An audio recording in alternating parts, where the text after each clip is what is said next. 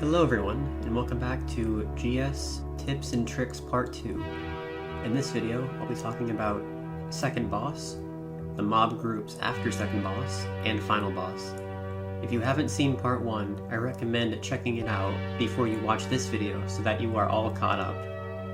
That's pretty much all I have to say, so let's get into the video. After completion of the Death Room, you will walk down the stairs and be confronted with General Crag. Crag is an interesting boss with a lot of unique mechanics, but he is often portrayed as a boss that is too reliant on RNG, or randomized events that can occur. I believe this is a common misconception about Crag, for his RNG-dependent attacks do not interfere with defeating him, even with low HP and no healer present. Before I cover the first of his many attacks, I'll first show you where this boss is initially activated. You can see that I am behind the circle that is carved into the ground, and once I step onto the circle, the boss will be activated. I will also reveal a screenshot with clear indication of where Crag is triggered from. Now onto his attacks. When you first enter the boss arena, you will be greeted with red spam lines that spawn in a pattern completely determined by RNG. But as I stated before, this RNG does not significantly alter the fight in a way that makes the boss harder than it should be.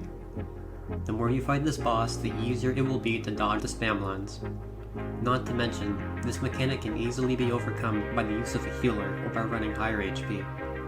As you are avoiding the lines, Crag will then slam his weapon onto the ground and form 6 sets of circles that gradually become larger as they move further away from Crag. It is highly recommended that you stay closer to the boss in order to avoid his slam attack. If those 2 attacks weren't enough, 2 players chosen at random will have lasers attached to their body that is connected to an orb on the left and right sides. Those 2 players will have to run their orb before their lasers disappear. If they are too late, the orb will then explode and deal a huge amount of damage to everyone in the arena. Players that are touching the laser will start to take hits rapidly, but are given a couple seconds of leeway beforehand. Crag will also target another player at random that will be highlighted in red. This person will then begin to place circles of poison on the ground until they are no longer highlighted. Something to keep in mind is that there is a chance that one player will receive a laser and be highlighted at the same time, although this is guaranteed if you are playing solo.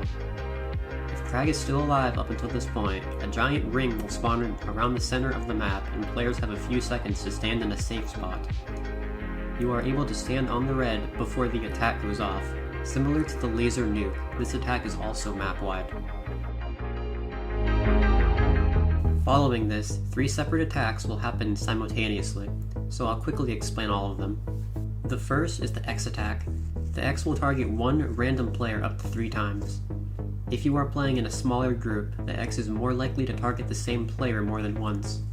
It is very easy to avoid this attack if you are constantly moving. Next is the giant boulder attack. The boulder will target one player at random and will deal an insane amount of damage to anyone caught in its explosion radius. Although the boulder is huge, the attack grants you plenty of time to run away from it. The final attack is the purple line. The best part about this line is that it will be in the same position for every fight. Finding a spot on the map where the line does not spawn is crucial for surviving. This is definitely an attack you want to be looking out for it does a huge amount of damage and invokes a stun and anti-heal effect that lasts for 3 seconds. The mobs following second boss are easy to aggro. Similar to my last video, where I aggroed the mobs after first boss, the pattern is the same for both groups. After those mobs are dead, it is recommended that you reset up the stairs to save time from having to walk, but only if you have enough time. Resetting here saves quite a bit of time from walking, as I will demonstrate by having myself walk up the stairs versus resetting, and seeing the difference.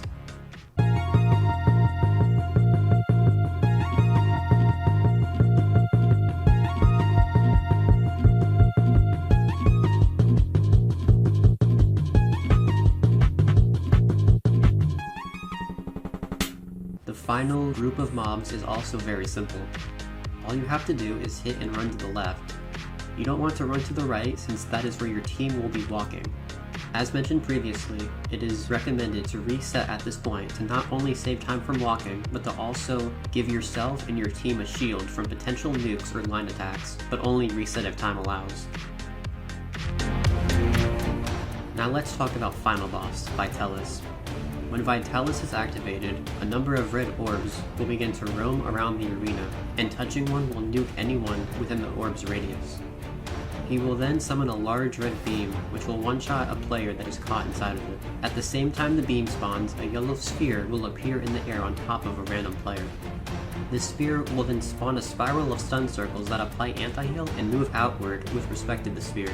An effective strategy to avoid the circles is to place yourself under the sphere to ensure none of the stun circles can hit you. Following these attacks, 3 green circles will then appear in random spots, and you have to memorize the pattern in order to survive the red flash attack. While memorizing the pattern, you also have to keep in mind the dozens of nukes that will be surrounding you at all times, along with the yellow stun circles. Before the first red flash is initiated, an array of purple stun circles will begin to travel towards you. The second and third flashes do not have any new attacks during this phase of the fight. From this point on, the nukes are the only other attack that remains throughout the rest of the fight. The next attack is probably one of the coolest mechanics I've ever seen in this game. Vitalis will summon a large wall of fire, and you have to maneuver yourself through a hole in each of the walls. If a player were to touch even the tiniest bit of the wall, they will be ripped to shreds. The fire deals heavy amounts of damage at super fast rates. If you have made it this far into the fight and the boss is still alive, you will encounter the final attack. Each player will have a shape on their head, and they have to run to the correct safe zone that matches with their shape's color. Failure to do so will kill anyone not in the safe zone or anyone in the wrong safe zone.